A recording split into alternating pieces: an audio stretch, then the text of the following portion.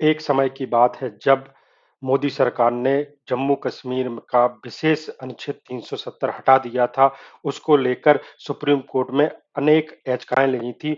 उसका एक फैसला दिया है कि जो अनुच्छेद 370 है वह हटाना सही था सरकार का।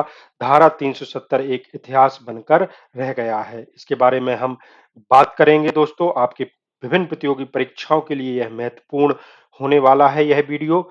चलिए स्टार्ट करते हैं। देखिए, सबसे पहले हम देखते हैं कि जो अनुच्छेद 370 था वो क्या था। तभी तो हमें आगे समझ में आएगा कि ये जो कोर्ट ने फैसला किया है वो क्या किया है। देखिए, अनुच्छेद 370 एक भारत का संविधान का अनुच्छेद ही था जिसमें भारत के जम्मू कश्मीर को क्या एक विशेष दर्जा दिया गया था। जे एंड के जो राज्य था उसे एक क्या दिया गया था, विशेष दर्जा दिया गया था। भारतीय संविधान की उपयोगिता को राज्य में ये जो है क्या वो सीमित कर देता था। क्या कर देता था? भारत की संविधान की जो उपयोगिता है, उसके जो नियम कायदे हैं, उसकी उपयोगिता को सीमित कर देता था ये 370 आर्टिकल।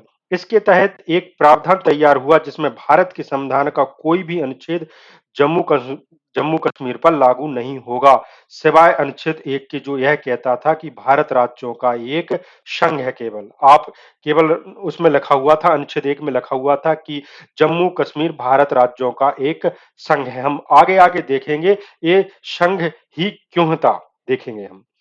देखिए, इस अनुच्छेद के तहत यह कहा गया था कि भारतीय संसद के पास केवल विदेश मामलों, ध्यान दीजिए, विदेश मामलों, रक्षा और संचार के संबंध में ही राज्य में कानून बनाने का अधिकार दिया गया था। ये तीन ही ऐसे कानून थे जो जैसे कि विदेश मामले, रक्षा और संचार के संबंध में ही राज्य में कानून बनाने का अधिकार है।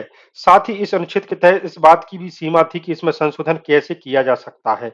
इस प्रावधान में मतलब इसमें जो संशोधन किया जा सकता है उसमें राज्य की अनुमति, यानी जो विधायिका थी जम्मू कश्मीर की, उसमें अनुमति लेना आवश्यक था। इस प्रावधान में राष्ट्रपति जम्मू कश्मीर की संविधान सभा की सहमति से ही कोई भी संशोधन कर सकते थे। लेकिन ये जो मोदी और शाह की जोड़ी ने करके दिखाया था ये बहुत आवश्यक था, वैसे यदि हम भारत देश के पॉइंट ऑफ व्यू से माने। देखिए, जम्मू कश्मीर के संविधान सभा का गठन 1951 में किया गया था। इसमें 75 सदस्य शामिल थे। इसी सभा के द्वारा जम्मू कश्मीर के संविधान का मसौदा ये तैयार किया गया था। यह मसौदा भी ठीक उसी तरह तैयार किया गया था जैसे भारत की संविधान सभा ने भारतीय संविधान का मसौदा तैयार किया था। ऐसे में अनुच्छेद 370 के तहत जम्मू कश्मीर का अपना अलग संविधान बन चुका था और संविधान को अपनाने के बाद नवंबर 1956 में जम्मू कश्मीर संविधान सभा का अस्तित्व खत्म कर दिया गया था। देखिए, ये अनुच्छेद 370 लाया और उसके तहत जम्मू कश्मीर को अलग संविधान बना दिया गया और संविधान को अपनाने के बाद नवंबर 1956 में जम्मू कश्मीर संविधान सभा का अस्तित्व जो है वो समाप्त कर दिया था और धारा मतलब अनुच्छेद 370 जो है वो जम्मू कश्मीर में लागू हो गए थे। अब जो आज फैसला यानी 11 दिसंबर 2023 को एक फैसला आया है कि भारत सुप्रीम कोर्ट के मुख्य न्यायाधीश D Y. Chandrachud, justice Sanjay Kishan Kaul, Sanjiv Khanna, B R. Gavai, Suryakant की 5 न्यायाधीशों वाली संवैधानिक पीठ ने फैसला सुनाया है कि जो केंद्र सरकार ने जम्मू कश्मीर से 5 अगस्त 2019 को अनुच्छेद 300 हटाया गया था उसे सही बताया है। ये पूर्ण रूप से कोई असंवैधानिक नहीं बताया है इसमें कि कोई संविधान से संबंधित असंवैधानिक हो। देखिए, सुप्रीम कोर्ट के महत्वपूर्ण फैसले में क्या कहा गया है, उसमें निम्न शामिल है जो सीजेआई ने अपने फैसले में पढ़ा, वो हम आपको बताते हैं। सुप्रीम कोर्ट ने अपना फैसला सुनाते हुए अनुच्छेद 370 को एक अस्थायी प्रावधान था और इसे एक दिन हटाया जाना ही था। जब जम्मू कश्मीर का भारत में विलय हुआ था तो उसी दौरान उसने अपनी संप्रभुता खो दी थी और भारत के संविधान के अनुसार ही चलना था। देखना क्या कहा है, सुप्रीम कोर्ट ने क्या कहा है। ये अनुच्छेद जो है वो 370 एक अस्थायी प्रावधान था और इसे एक दिन हटना ही था। जब जम्मू कश्मीर भारत में विलय हुआ था उसी दौरान उसने अपनी संप्रभुता खो दी थी और भारत के संविधान के उनके अनुसार चलना ही था। और आगे क्या बोला है, केंद्र सरकार को अनुच्छेद 370 हटाए जाने के कदम उठाने का अधिकार था और उन्होंने एक जो है वो गलत नहीं किया। ठीक है, क्या नहीं किया, गलत नहीं किया। जम्मू कश्मीर भारत का अभिन्न अंग रहेगा। क्या रहेगा? अभिन्न अंग रहेगा। मतलब केंद्र सरकार ने जो 370 हटाया था वो कदम उठाने का अधिकार था और उन्होंने कुछ भी गलत नहीं किया। सीजेआई ने कहा है कि जम्मू कश्मीर भारत का अभिन्न अंग था और रहेगा। आजादी के समय जब जम्मू कश्मीर भारत में विलय हुआ था तो उसी समय उसने अपनी संप्रभुता छोड़ दी थी, इसलिए जम्मू कश्मीर का संविधान भारतीय संविधान के अंदर ही था। इसको बात समझे। लेकिन कुछ लोग कह रहे हैं, अमर अब्दुल्ला जैसे और भी लोग ओवैसी जैसे, कि ये गलत किया, ऐसा करेंगे वैसा करेंगे। नहीं है, ये लोग जो है कि अब हम क्या बोले, वो तो आप ही समझ सकते हो।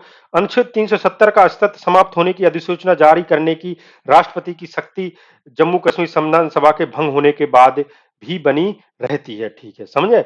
मतलब 370 जो अस्तित्व समाप्त होने की अधिसूचना जारी करने की राष्ट्रपति की शक्ति जम्मू कश्मीर संविधान सभा के भंग होने के बाद ही बनी रहती, माने सारा अधिकार अपने राष्ट्रपति के अंदर ही आता है। वो कोई बात नहीं है जब 370 अस्तित्व खत्म कर दिया। भारतीय संविधान के अनुसार यहाँ राज्य देश के ऊपर नहीं हो सकते हैं। ठीक है, यहाँ जो है वो, यदि हम भारतीय संविधान की बात करें तो कोई भी राज्य देश के ऊपर नहीं हो सकता। ये आज क्लियर कर दिया है सुप्रीम कोर्ट ने, और इसको पूरे राज्य इसको ध्यान रखें। जितना जल्दी हो जम्मू कश्मीर के राज्य के दर्जे को वापस बहाल किया जाए। हालांकि लद्दाख केंद्र शासित प्रदेश बना रहेगा। इसमें यह कहा गया है कि भैया जम्मू कश्मीर को पूर्ण दर्जा दे दो जल्दी से जल्दी, ये इसमें कहा गया है केंद्र सरकार को। सुप्रीम कोर्ट ने चुनाव आयोग को भी निर्देश देते हुए कहा है कि परिसीमन के अनुसार जम्मू कश्मीर में साल 2024 की 30 सितंबर तक चुनाव करा लिए जाएं। यानी 30 सितंबर तक अब जम्मू कश्मीर में 2024 तक आपको चुनाव मिल जाएंगे और नया सीएम मिल जाएगा। अनुच्छेद 370 मामले में सुप्रीम कोर्ट ने राष्ट्रपति की शक्ति पर कहा है कि अनुच्छेद 370 जम्मू कश्मीर के संघ के साथ संवैधानिक एकीकरण के लिए किया गया था, यह विघटन के लिए नहीं किया गया था, और राष्ट्रपति घोषणा कर सकते हैं कि अनुच्छेद 370 का अस्तित्व समाप्त हो गया है। ठीक है, भारत में विलय के बाद जम्मू कश्मीर संपूर्ण सार्वभौम राज्य नहीं रहा। कोर्ट ने माना कि इसकी आंतरिक संपूर्णता नहीं है। साथ ही जहां तक अनुच्छेद 370 का सवाल है, सुप्रीम कोर्ट ने इसे संघवाद की विशेषता बताया, ना कि संप्रभुता का। समझ में आई? यदि दो संप्रभुता हो जाए तो ऐसे कैसे होगा? कोर्ट ने माना कि जम्मू कश्मीर में युद्ध की स्थिति के कारण संविधान का अनुच्छेद 370 एक अंतरिम व्यवस्था थी। क्लियर? आर्टिकल 370 अस्थायी होने का क्या अर्थ है? देखना, ये हम बताते हैं कि ये 370 क्यों शामिल किया गया था, ऐसी क्या मजबूरी थी कि जो भारत सरकार द्वारा 370 लाया गया था। देखिए, देश उस समय जब आजाद हुआ था, देश का पश्चिमी हिस्सा धर्म के आधार पर अलग होकर पाकिस्तान के रूप में एक एक अलग राष्ट्र बन चुका था। ठीक है, जब अपना 1947 में भारत और राष्ट्र पाकिस्तान अलग बन गया, अपना भारत देश अलग बन गया, तो पाकिस्तान ने भी एक अलग राष्ट्र बन चुका था। लेकिन एक समय की बात है, कश्मीर को लेकर पाकिस्तान की सनक जबरदस्ती थी और उसने कबाइलियों की आड़ लेकर जम्मू कबीलियों की कबा कबाली बोलते हैं जो, कबाइलियों की आड़ लेकर जम्मू कश्मीर पर हमला बोल दिया था। उस समय कश्मीर के राजा कौन थे? हरि सिंह थे। भारत के साथ विलय के समझौते पर हस्ताक्षर नहीं किए थे।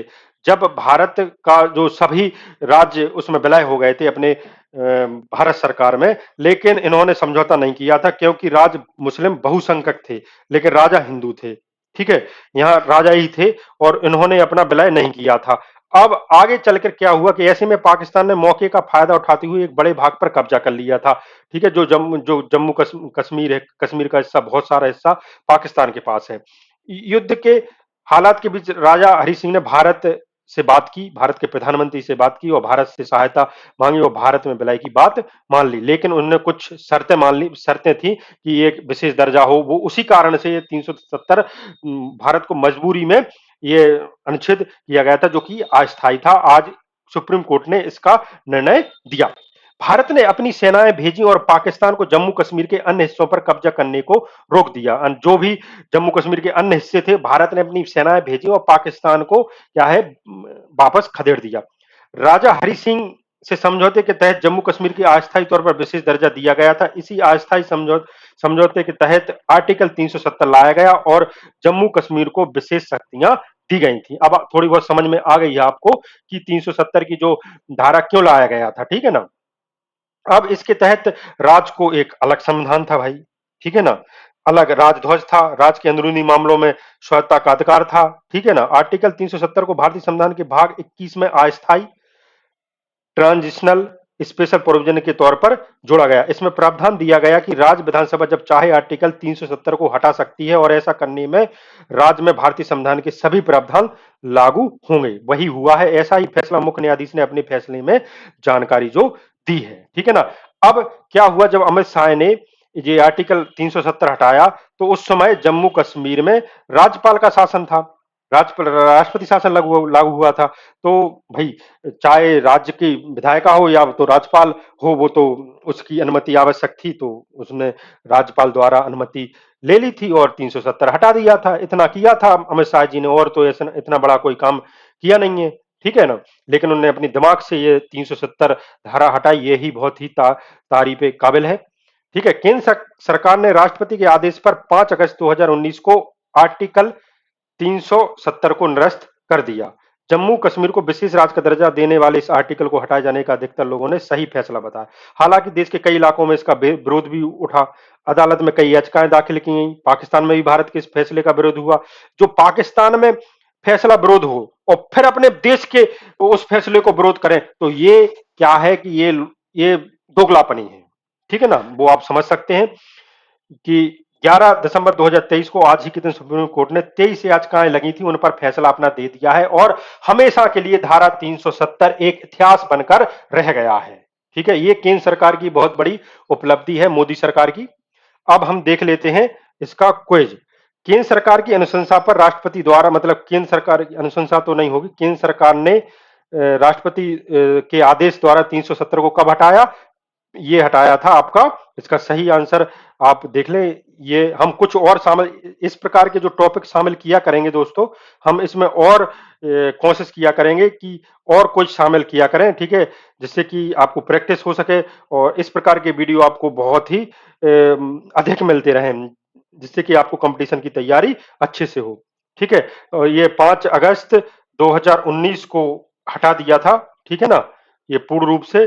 अब इस धारा, जो अनुच्छेद 370 है, उससे संबंधित जो भी आपको पॉइंट मिले वो आप नोट कर लें, क्योंकि इंपोर्टेंट है आपके पॉइंट ऑफ व्यू से। चाहे आप यूपीएससी की तैयारी कर रहे हो, चाहे एमपीपीएससी की तैयारी कर रहे हो, सभी के लिए टिप्पणी लिखने को भी आ सकता है। तो बहुत अच्छा इंपोर्टेंट ये टॉपिक है आपका। ये तो हमारा यह वीडियो देखने के लिए बहुत बहुत धन्यवाद दोस्तों। हमारे फेसबुक को भी आप फॉलो कर सकते हैं, वहां पे इसकी जो है वो पीडीएफ मिल जाएगी, मतलब इसके इमेज मिल जाएगी। और हमारे चैनल को आप सब्सक्राइब जरूर कर लें। ऐसे ही वीडियो देखने के लिए हमारे हमारे चैनल पर बने रहिएगा। बहुत बहुत धन्यवाद दोस्तों। Thank you.